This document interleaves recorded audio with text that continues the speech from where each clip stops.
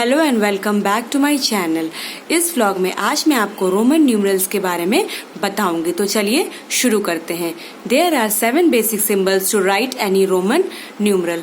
तो यहाँ पर 7 प्रकार के सिंबल्स या चिन्ह होते हैं जिसकी मदद से रोमन न्यूमरल दर्शाए जाते हैं। तो चलिए इसको हम समझते हैं। यहाँ पर मैंने पहली लाइन में रोमन न्यूमरल लिखा है और उसको हिंदू अरबिक न्यूमरल की मदद से हम इसको यहाँ पर समझेंगे। रोमन न्यूमरल में जो आई लेटर दिख रहा है, कैपिटल आई, ये क्या रिप्रेजेंट करता है? इसका मतलब होता है 1। और ये जो वी बना है, वी का मतलब होता है 5। तो नंबर फॉर्म में 5 होता है और इसको अगर रोमन न्यूमरल में लिखना हो तो वी बनाकर लिखा जाएगा। फिर जो हमें एक्स दिख रहा है वो क्या रिप्रेजेंट करता है? 10। तो जहां पर एक्स आए तो इसका मतलब होता है वो कौन सा नंबर है? वो 10 नंबर है। या फिर अगर 10 नंबर लिखा हो और आपसे कहा जाए उसको रोमन में लिखने को, तो ये एक्स की मदद से ये रिप्रेजेंट किया जाएगा। उसके बाद एल का मतलब होता है 50। सी क्या रिप्रेजेंट करता है? सी का मतलब होता है सी फॉर सेंचुरी। ओके। और एक सेंचुरी में 100 नंबर होते हैं। ठीक है। फिर डी रिप्रेजेंट करता है 500 और एम रिप्रेजेंट करता है 1000। Rules for forming Roman numerals. इसके कुछ नियम भी होते हैं जिसकी मदद से रोमन न्यूमरल्स लिखे जाते हैं। तो चलिए इन रूल्स को भी हम एक एक करके समझते हैं। रूल नंबर 1 क्या कहता है? Repetition of a Roman numeral means addition. मतलब एक भी कोई भी रोमन नंबर हो, वो अगर बार बार आए इसका मतलब हमको इसको ऐड करना है और ऐड करके लिखना है। अब यहाँ पर कुछ बातों का हमें ध्यान देना होगा। वो क्या है? Only 1, 10, C and M can be repeated. तो ये जो 4 नंबर हैं, मतलब 1 है, X रिप्रेजेंट करता है 10, C करता है 100 और M क्या रिप्रेजेंट करता है 1000।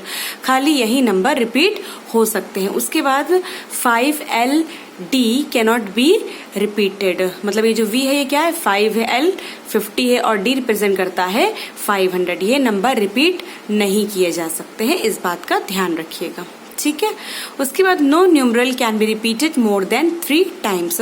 कोई भी रोमन न्यूमरल का नंबर हो 3 बार से ज्यादा उसको रिपीट नहीं किया जाएगा। उसके बाद आता है rule number 2। A smaller numeral written to the right of a larger numeral is always added to the larger numeral। एक जो छोटा रोमन नंबर होता है, अगर वो लार्ज मतलब कि जो बड़ा रोमन नंबर है, मतलब छोटा रोमन नंबर है, अगर वो बड़े रोमन नंबर के राइट हैंड साइड पर आएगा तो क्या होगा? It is always added to the larger numeral. तो जो इसमें बड़ा वाला होगा रोमन नंबर, उसमें वो जुड़ जाएगा। इसको हम एग्जाम्पल की मदद से समझते हैं।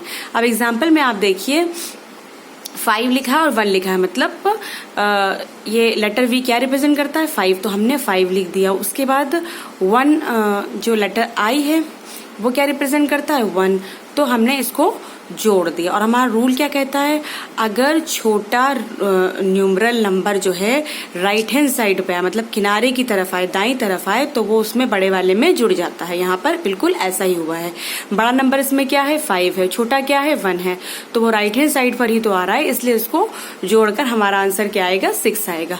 उसके बाद दूसरा एग्जाम्पल देखिए 10, 1, 1। तो 10 क्या है? मतलब जो x है वो 10 है। तो 10 बड़ा नंबर है और उसके राइट साइड पे छोटे नंबर आ रहे हैं। इसका मतलब होता है वो उसमें जाके जुड़ जाएंगे, ऐड हो जाएंगे। तो हमने लिखा 10 + 1 + 1 और इसका आंसर क्या होगा? 12। उसके बाद नेक्स्ट रूल क्या कहता है? A smaller numeral written to the left of a larger numeral. मतलब जो छोटा नंबर होता है रोमन का, अगर वो लेफ्ट साइड में है किसके? लार्ज रोमन नंबर के, is always subtracted from the larger number. मतलब पहले वाले का बिल्कुल उल्टा हो जाएगा। ठीक है। इसको पहले एक एग्जाम्पल से देख लीजिए। 1 और 5 लिखा है, तो 5 क्या है? वो बड़ा नंबर है और 1 पहले आ रहा है, मतलब लेफ्ट हैंड साइड पे आ रहा है। इसका मतलब हमको यहाँ पर सब्ट्रैक्ट करना है। तो हमने पहले 5 लिखा, फिर -1 कर दिया, तो हमारा आंसर आ गया 4। इसी तरीके से अगर हम 9 देखें तो 9 में ये 1 है और जो x है वो क्या दर्शाता है? 10। तो 10 तो बड़ा नंबर हो गया और 10 से पहले क्या आ रहा है? 1 आ रहा है। तो इसका मतलब 10 - 1 करेंगे तो हमको क्या मिल जाएगा? 9 मिल जाएगा। अब कुछ बातें यहाँ पे ध्यान रखिएगा। 5, L and D are never subtracted. मतलब V तो हो गया 5, L हो गया हमारा 50 और D जो है मतलब 500 है, वो हमारा कभी भी सब्ट्रैक्ट नहीं होगा। क्योंकि इसमें अगर आप एक चीज का ध्यान दें तो इसमें पहले 1 नहीं आ रहा है, 50 है, 500 है, 5 है, तो ये सब्ट्रैक्ट नहीं किया जाएगा। दूसरी बात क्या ध्यान में रखनी है, 1 can be subtracted from 5 and 10 only. जो 1 नंबर होता है वो 5 और 10 से सब्ट्रैक्ट होगा और किसी नंबर से सब्ट्रैक्ट नहीं होगा, ठीक है। उसके बाद हम देखते हैं 10 can be subtracted from L and C only. जो नंबर 10 है, 10 में 1 0 आता है, ठीक है, तो ये किससे सब्ट्रैक्ट होगा, ये L मतलब 50 और C क्या है हमारा 100 है, इससे ही खाली सब्ट्रैक्ट होगा। कौन सा नंबर, नंबर 10, ठीक है। इसका एक एग्जाम्पल देख लेते हैं। यहाँ पे लिखा है XL और हमको पता है X रिप्रेजेंट करता है 10 और L रिप्रेजेंट करता है 50। तो हमने पहले लिखा 50 मतलब बड़ा नंबर, हमको पता है बड़े से ही छोटा सब्ट्रैक्ट होता है, छोटे से बड़ा तो नहीं होता है सब्ट्रैक्ट। तो 50 माइनस 10 हो गया 40। उसके बाद देखिए XC लिखा है, X रिप्रेजेंट करता है 10 और C करता है 100, तो 100 माइनस 10 हो गया हमारा 90। उसके बाद दूसरी बात क्या ध्यान में रखनी है, C can be subtracted from D and M only. जो C नंबर है मतलब जो 100 है वो बड़े नंबर से ही सब्ट्रैक्ट होगा, मतलब 500, D रिप्रेजेंट करता है 500 और M 1000, तो इसमें से ही 100 सब्ट्रैक्ट होगा। एग्जाम्पल देखिए CD, C हमारा क्या है 100, D क्या है हमारा 500। पहले हमने बड़ा नंबर लिखा, फिर छोटा नंबर लिखा, फिर सब्ट्रैक्ट कर दिया और हमें आंसर मिल गया 400। उसके बाद रूल नंबर 4 क्या कहता है, when a smaller numeral is placed between 2 larger numerals, उस कंडीशन में जब छोटा रोमन 2 बड़े रोमन के बीच में फंस जाए या आ जाए, देर always subtracted from the larger numeral immediately following it. तो वो तुरंत जो उसको फॉलो कर रहा है उससे वो सब्ट्रैक्ट हो जाएगा। इसको हम एग्जाम्पल से अच्छे से समझते हैं। जैसे यहाँ पे लिखा है 10, फिर 1, फिर 5, तो यहाँ पर बड़ा रोमन कौन सा है, 10 है और 5 भी बड़ा है, बीच में सबसे छोटा वाला आ गया यानी कि 1 आ गया। तो किससे सब्ट्रैक्ट होगा, जो उसके तुरंत बाद आ रहा है, मतलब जिसको फॉलो कर रहा है।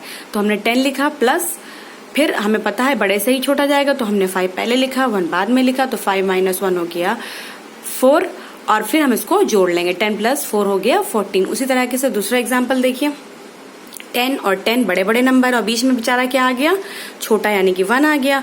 तो जो उसके तुरंत बाद आ रहा है यानी कि 10 आ रहा है उसमें से हम इसको सब्ट्रैक्ट कर देंगे। तो 10 प्लस 10 माइनस 1, 10 माइनस 1 होता है 9 और फिर हम इसको 10 में जोड़ देंगे, ऐड कर देंगे तो हमें मिल जाएगा 19, ठीक है। अब हम यहाँ पर एक टेबल देखते हैं अप टू 500। तो हमें पता है ये जो लेटर आई है या कैपिटल लेटर L है, ये क्या रिप्रेजेंट करता है, 1 करता है। 2 को हम 2 स्टिक की मदद से रिप्रेजेंट करेंगे, फिर 3 में 3 स्टिक्स यानी 3 डंडियां आ जाएंगी, फिर 4 में 1 आएगा और लेटर 5 आ जाएगा।